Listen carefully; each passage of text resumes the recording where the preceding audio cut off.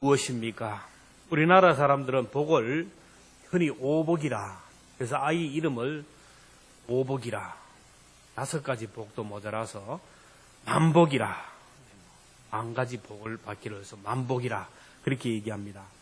이 오복은 수, 오래 사는 것, 그리고 부, 재물이 있는 것, 강령, 몸이 건강하고 마음이 평안한 것, 유호덕, 덕이 많은 것, 고종명, 제대로 제명대로 살다가 편안하게 죽는 것, 이것을 오복이라고 얘기합니다.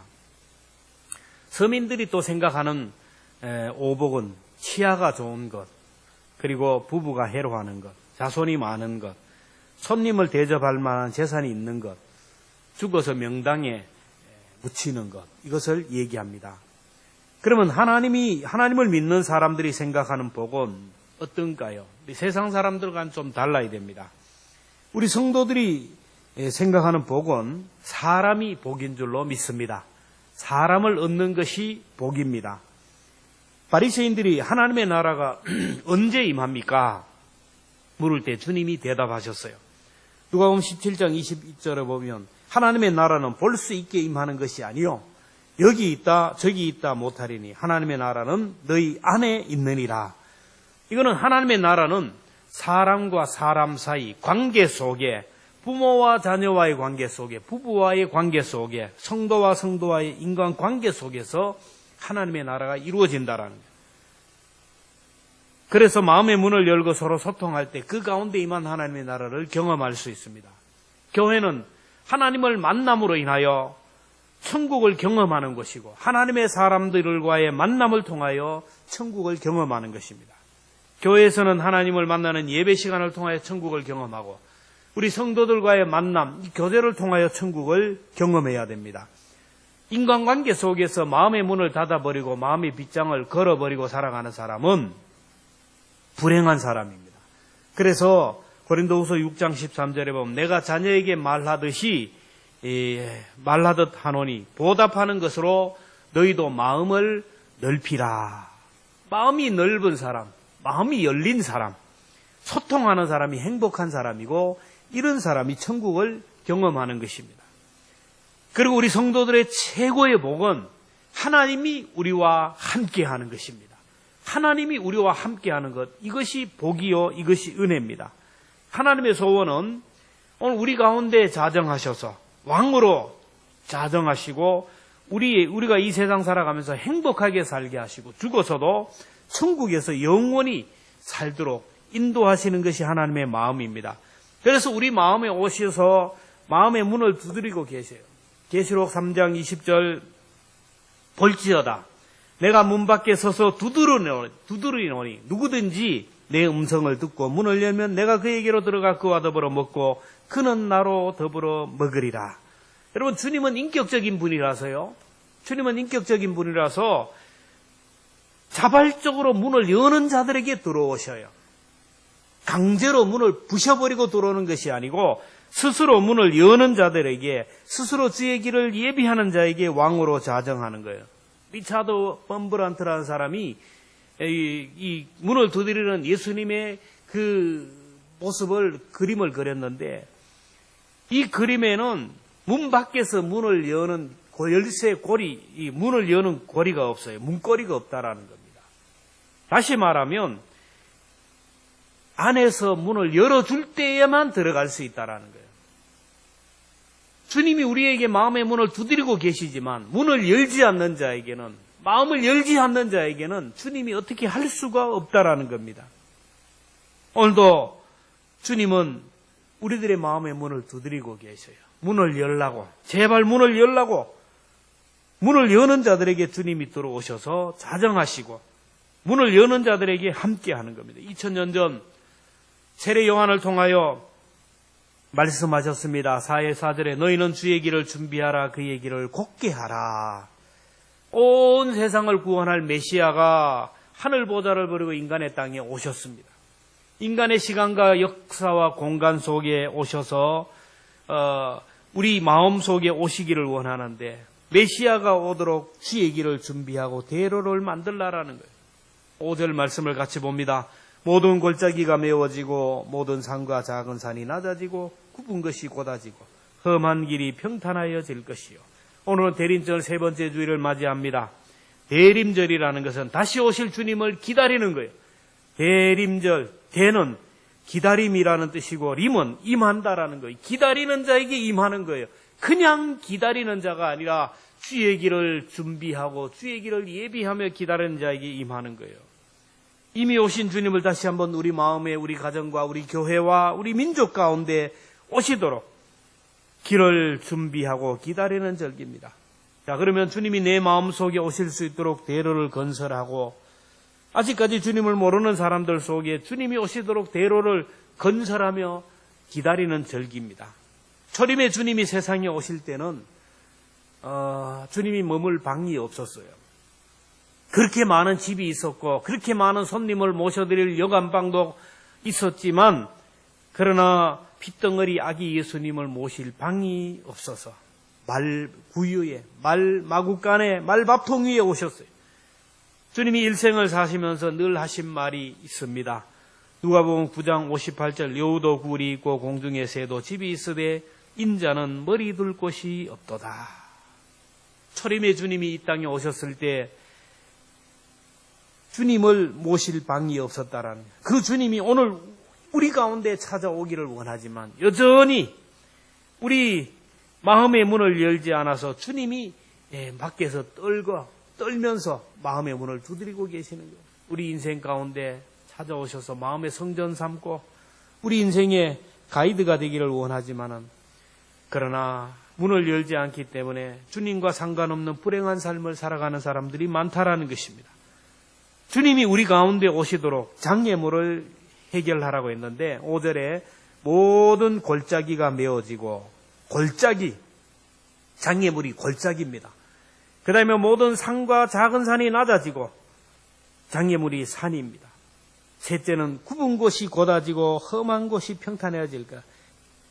다시 말하면 골짜기와 같은 마음, 산과 같은 마음, 그리고 비뚤어진 험한 마음입니다. 그래서 우리가 해야 될 것은 이 대림절 기간에 제일 먼저 해야 될 것은 골짜기를 메워야 된다.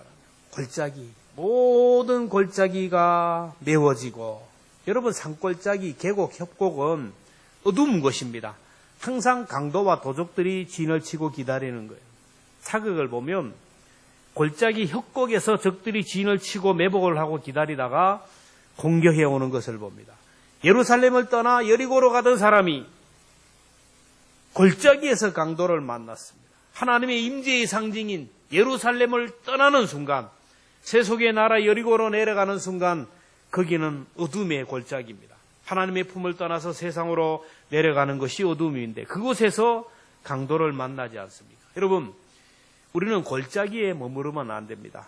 인생의 골짜기는 사탄이 득실거리는 거예요. 교회를 떠나 있다면 그것이 바로 골짜기입니다.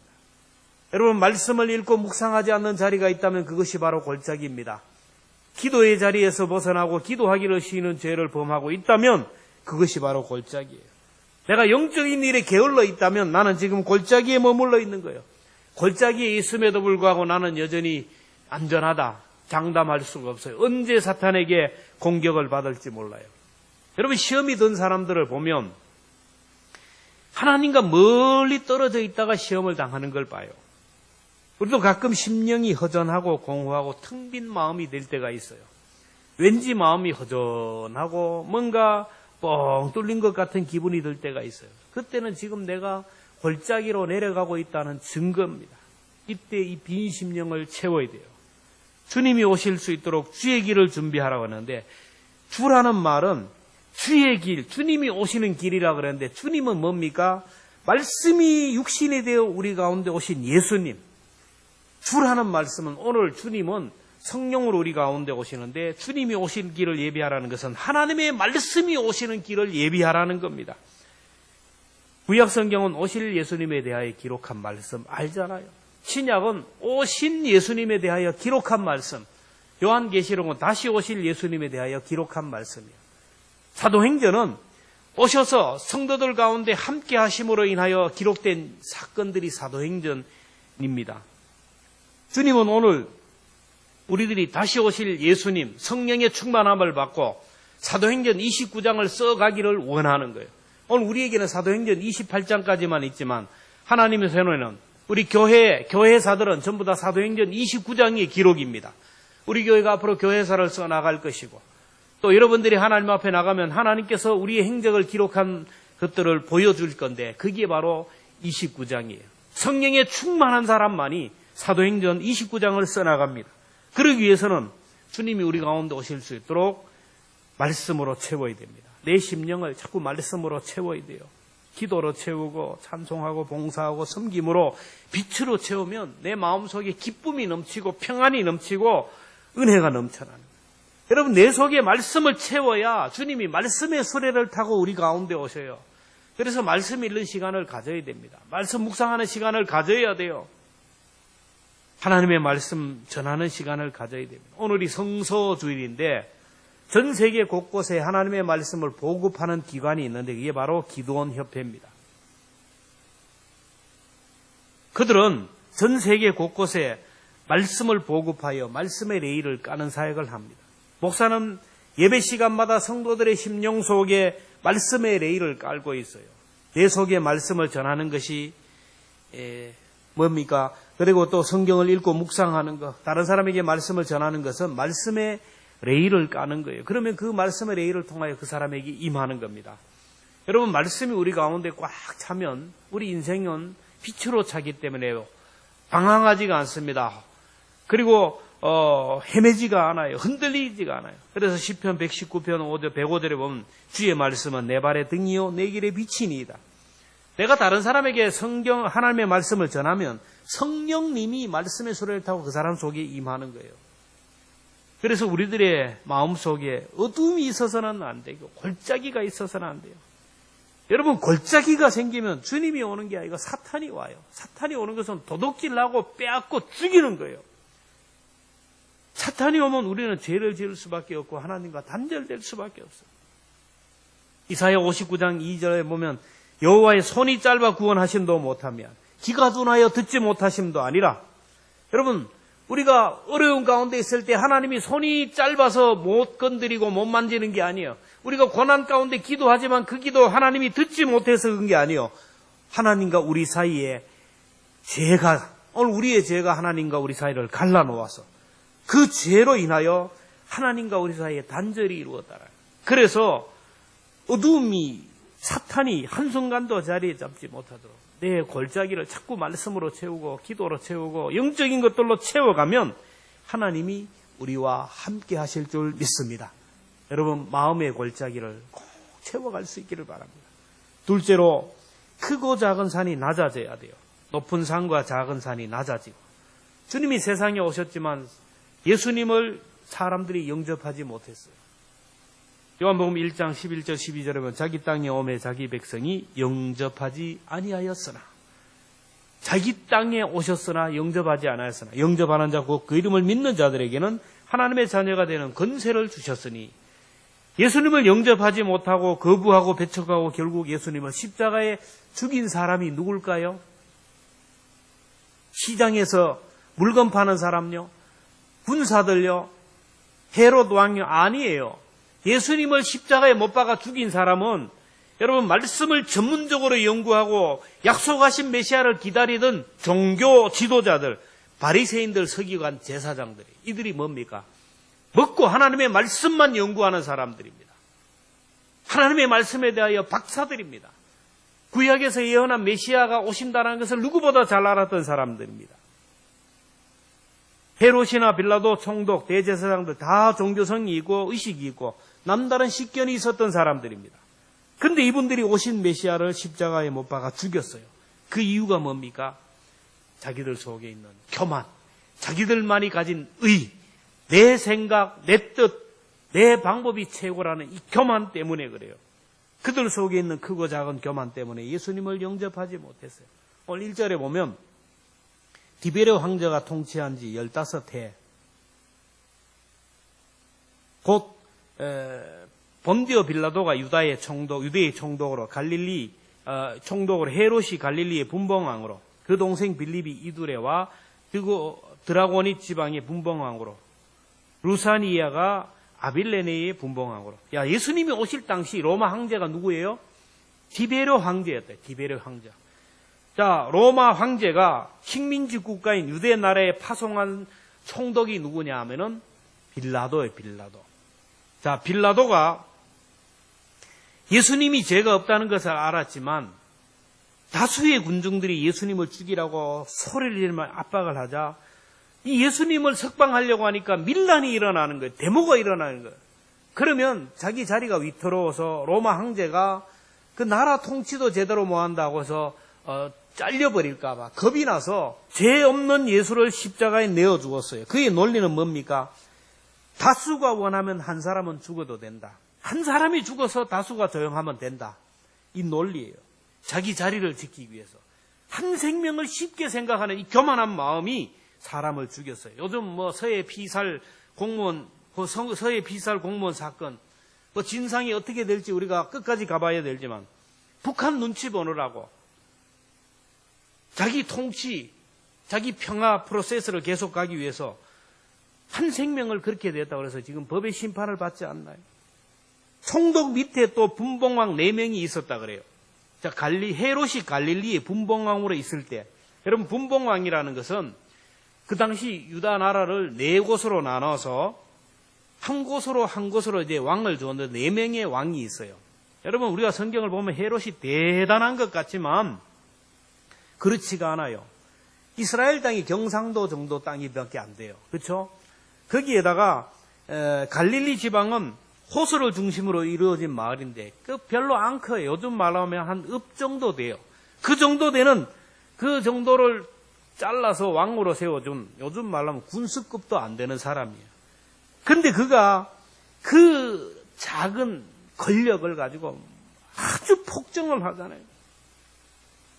유대인의 왕 예수님이 오신다 그러자 자기 기득권을 유대인의 왕이 온다니까 나 같은 왕이 오는 줄 알고 2살 아래 아이를 다 죽여버렸어요. 자, 2절에 보면 안나스와 가야바가 대제사장으로 있을 때 대제사장이 여러분 한 명입니다. 이스라엘에는. 근데 대제사장이 지금 몇 명이죠? 안나스와 가야바 대제사장 2사람이에요. 자, 안나스는 대제사장 가야바의 장인인데 은퇴한 대제사장입니다.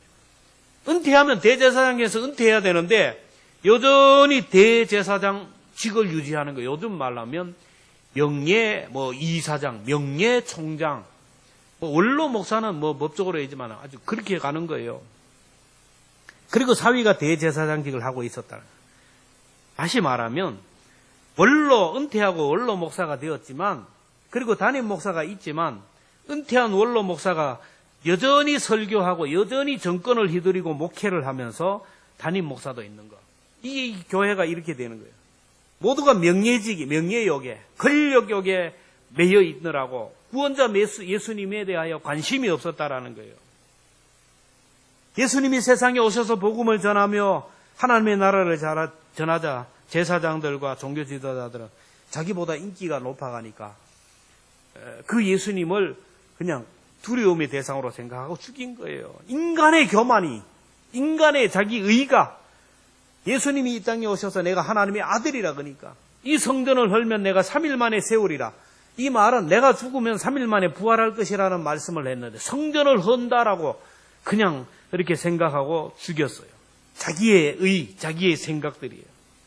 여러분 모든 교만은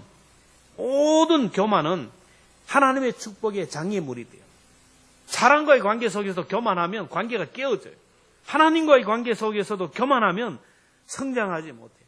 예수 믿은 10년, 20년 되었음에도 불구하고 여전히 그 자리에 서 있는 사람 보면 그 속에 뭔가 산이 있습니다. 교회들도 보면 부흥하지 못하는 교회, 변화되지 못하는 교회 들어가면 그 안에 뭔가 산들이 있어요. 사람이라는 산이 있어요. 누군가 터줏대감이 인간적인 방법이란 인간의 어떤 생각과 사고의 산이 주님의 역사를 가로막고 있어요. 교만한 마음, 지식의 산, 인본주의적인 산, 하나님의 임재를 가로막는 거예요. 그래서 하나님은 때로는 우리 마음의 빗장을 깨기 위해서 견고한 진을 무너뜨리기 위해서 고난을 줘요. 그래서 질병 들었을 때 두 손 들고 돌아오는 사람, 사업에 실패하고 두 손 들고 돌아오는 사람들이 많아요. 오늘도 주님은 문을 두드리고 계지만 큰 산 때문에 주님을 보지 못하고 그렇게 살아가는 사람이 너무 많아요.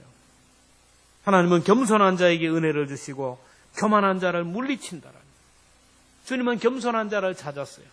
2절에 보면 안나스와 가야바가 대제사장으로 있을 때 하나님의 말씀이 누구에게 임해야 됩니까? 대제사장들에게 임해야 돼요. 그런데 하나님의 말씀이 빈들에서 사가랴의 아들 요한에게 임한지라.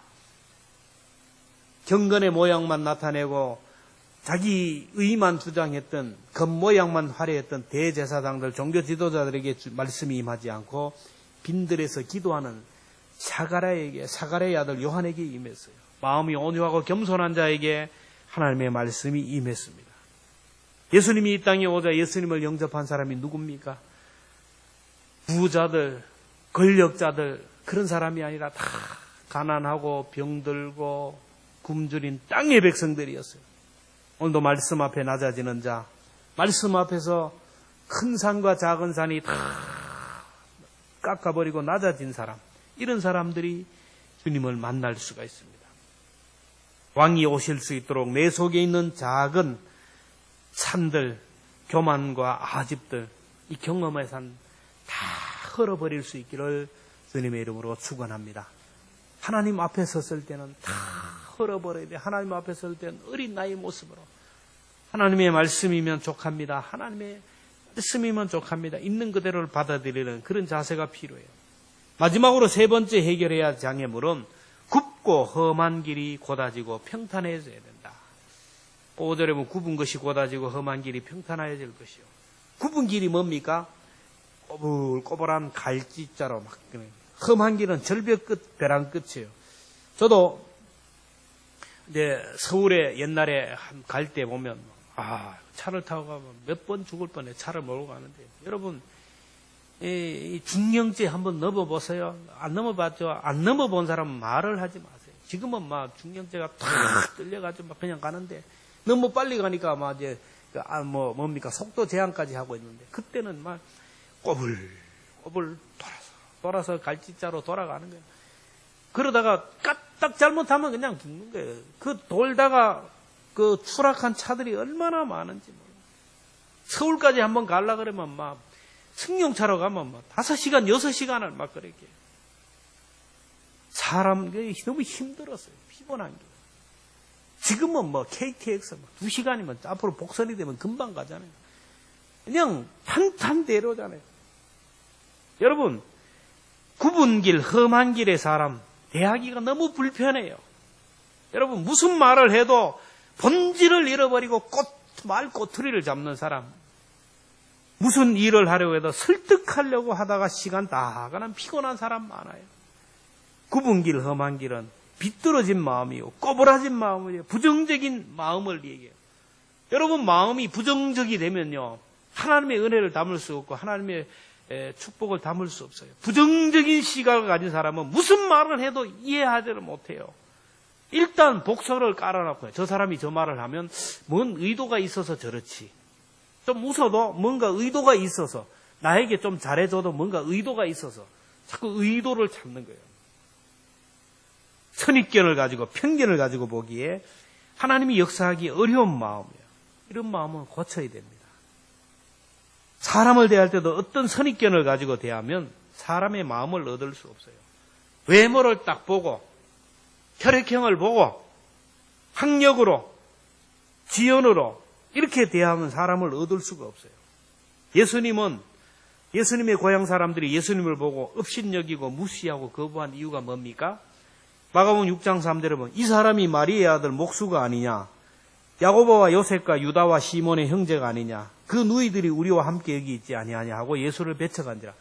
저거 어릴 때 오줌 싸고 다니던 애 아니야? 저거 우리 집 문자 고쳐준 예수 아니야? 저기 무슨 하나님의 아들이야?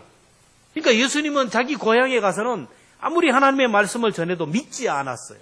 그래서 선지자가 고향에서 환영을 받겠느냐, 그런 얘기를 합니다. 나다나엘도 나사렛에 무슨 선한 것이 날 수 있느냐 그랬어요. 여러분, 트라이언 에드워즈라는 사람은 이런 얘기를 했습니다. 편견에 사로잡힌 사람은 마귀에게 사로잡힌 사람이다. 편견은 진실을 볼 수 없도록 가리는 최악의 마귀다. 여러분, 나도 우리 모두가 알았어요. 딱 모든 사건을 볼 때 부정적으로 보는 사람은 이거 정말 마귀에게 붙들린 겁니다. 뭔가 사람을 볼 때도 선입관을 가지고 보는 사람은 마귀에게 사로잡힌 거예요. 거기서 벗어나야 축복의 사람이 돼요. 선입견에 사로잡히면 어둠의 영에 사로잡혀서 생각이 마비됩니다. 감정이 마비가 됩니다. 이성이 마비되고 죄를 짓게 돼요. 다윗이 전쟁터에서 모든 장군들이 두려워 떠는 골리앗을 죽이자 여인들이 순수하게 막 노래하잖아요. 사울은 천천히요, 다윗은 만만이라. 아니, 위기 가운데 있을 때, 나라가 위기 가운데 있을 때 나라를 구하니까 무슨 소리를 못해요. 손흥민이는 문재인보다 낫다. 손흥민이는 뭐 지금 누구야? 이 윤석열이보다 낫다. 할 수도 있는 거죠. 그런데 사울이 그 소리를 듣는 순간 뭐예요? 부정적인 생각에 확 붙들리는 거예요. 선입견에 붙들려. 저놈이 저렇게 인기가 있으면 이제 나는 그냥 나비두면 저게 왕이 될 거 아니냐. 그 순간부터 마귀가 성경에 보면 싹 들어갔어요. 그 순간, 그 마음을 품는 순간. 그러는 순간부터 이 다윗을 경계하기 시작하면서 자기 딸 미가를 사위로 줘서 그래도 안심이 안 되니까 계속 다윗을 죽이려고 혈안이 되다 결국 성령이 떠나가고 왕위도 빼앗기고 자녀들도 전쟁에서 다 죽고 말았어요. 만약에 그때 같이 기뻐하면서 맞다. 다윗 아니면 우리 민족이 어떻게 되었을 거냐. 다윗이 최고지. 야, 다윗이 정말 대단하다. 그러면 사람들이 뭐라 그렇습니다 하고 사울이 역시 성군이라고 사울의 인기가 다윗을 넘어가지 않았을까. 여러분, 부정적인 사고에 사로잡히면 사탄이 신방하지만 긍정적인 사고에 사로잡히면 성령님이 인재해요. 여러분, 목사도 오해하면 안 돼요, 여러분들이. 경안로에 제가 사역을 하다 보니 별의별 교회가 다 있어요. 별의별 교회가 다 있어요. 목사가 임지도 없는데 관둔대요. 저하고 비슷한 나이가 얼마 안 되는데 목회 안 한대요. 여러분, 목사가 교인들과 싸우기 위해서 목회합니까? 설교가 짧으면 설교가 짧다 그리고 길면 길다 그리고 목사가 살이 찌면 또 살이 쪘다 그리고 운동해서 살을 빼면 또 은혜가 없다 그리고 옷을 좀 근검절약해가지고 싸구려를 입으면 찌질이 궁창 뜬다. 사람이 뭐하냐 그리고 좋은 옷 입으면 사치한다 그리고 그래요. 그래 이 목사님은 이래서 싫고 저래서 싫고 장로님은 이래서 싫고 저래서 싫고 시끄러운 교회들이 너무 많아요. 오늘 이 시대도 그래요. 진보와 보수가 막 나눠져 있어요. 여러분, 제가 계속 얘기하지만 유튜브 그만 보세요. 극우 유튜브, 극자 유튜브, 가짜 뉴스를 보고 막 그게 진리 인정 막 소리를 지르고 음성을 높이는 이런 어리석은 일을 하면 안 돼요. 좌로나 우로나 치우치지 말라 그랬어요. 좌우. 이 시끄러워요. 그래서 교회에서 목사가 말씀을 전하다가 오늘 얘기했던 것처럼 서해 피해 사건, 그 사건만 붙들고 목사는 극보수 옳듯 제대로 보고요. 목사를 오해하기도 해요. 여러분, 저는 이것도 아니고 저것도 아니고 죽도 아니고 밥도 아니에요. 보수입니다, 보수. 이래서 이름이 보수니 보수.